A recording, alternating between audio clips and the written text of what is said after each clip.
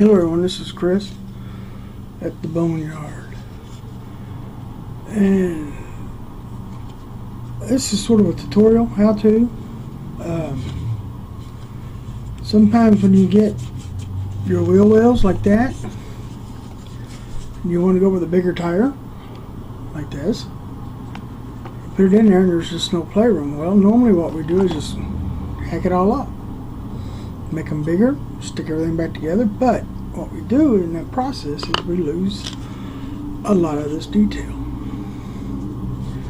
The inside part and all that is just, to me, I got tired of looking at it, so I decided, okay, I'm going to do something about it. So what I've come up with is this. Get your frame, set it in there like that. Okay, now I've already figured out that I needed to go all the way up against the frame. Okay, take a knife, score it, just like that. So far nothing's different, right? Well, here's where the difference comes in. Score it, and if there's a ridge right here, you score it to that ridge, and you take, you score back to the frame. Obviously, if you're Pro Streeting it, you cut out some of the frame, you score it the way you want it to.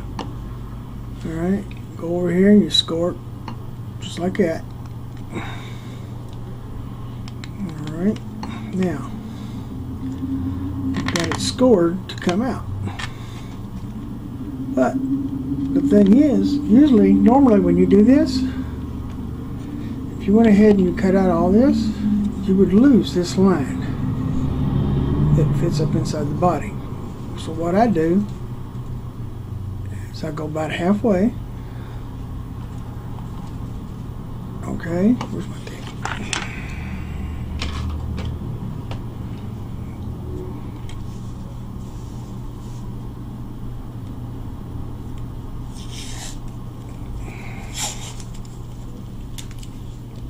Okay, take your tape.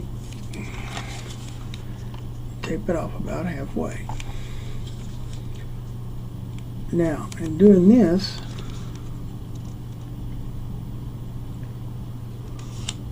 doing it this way,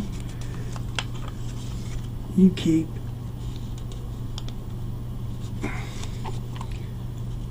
the outside edge,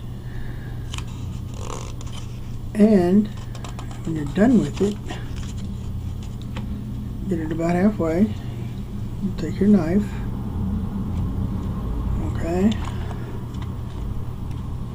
and you score it on the inside of that tape, right along that line. Doesn't matter whether it's crooked or not, as long as it's in there. Alright, now, once you get done doing that,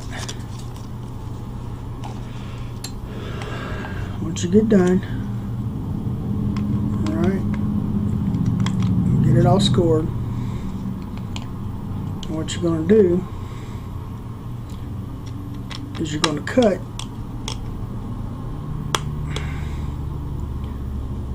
everything between here, these two score lines. You're going to take it out. Now, I'm going to go ahead and cut this out and show you. I'm going to come back because this takes a while. So I don't need y'all to sit there and watch me while I do it. So I'll be right back. Alright fellas, once you get it cut out, you take your chassis, put it back on. And this will work with or without a car with a chassis, because some of them are molded in, some of them are separate. Get your sanding stick, make sure all that's smooth, just like that.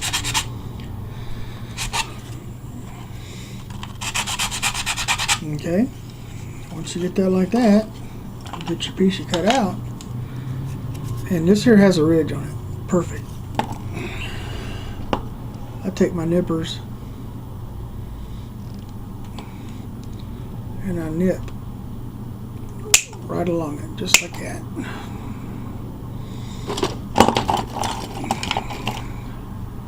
Excuse the mess you're looking at.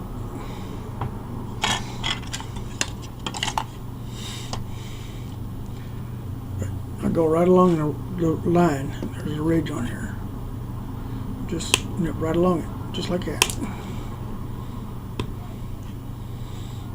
Now, once you get that down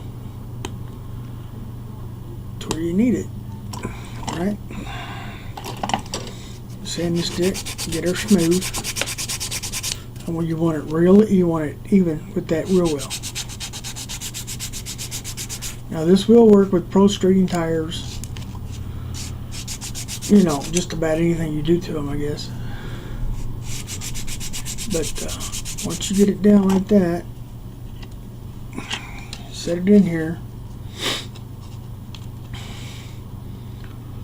where it needs to go. It's not down far enough.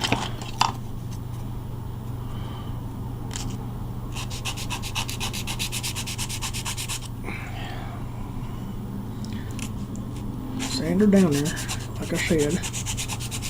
Get her all sanded. I believe that'll do it. Yeah.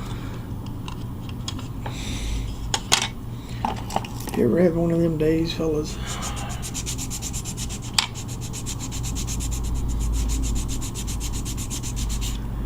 Get her all slicked up. Get it down. But you don't take out that ridge because you'll need that later. Figure out where it sets. This one here might have to set different because I noticed that it's kind of crooked. But that's okay because once you get it down there, get out your rusty trusty goo. Alright.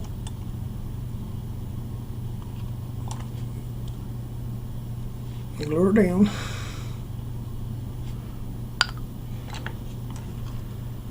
And then what you do when you get it in there where you want it,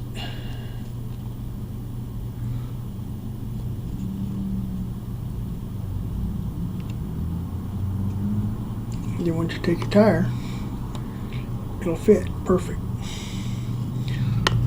What you do then is you get your piece of sheet styrofoam.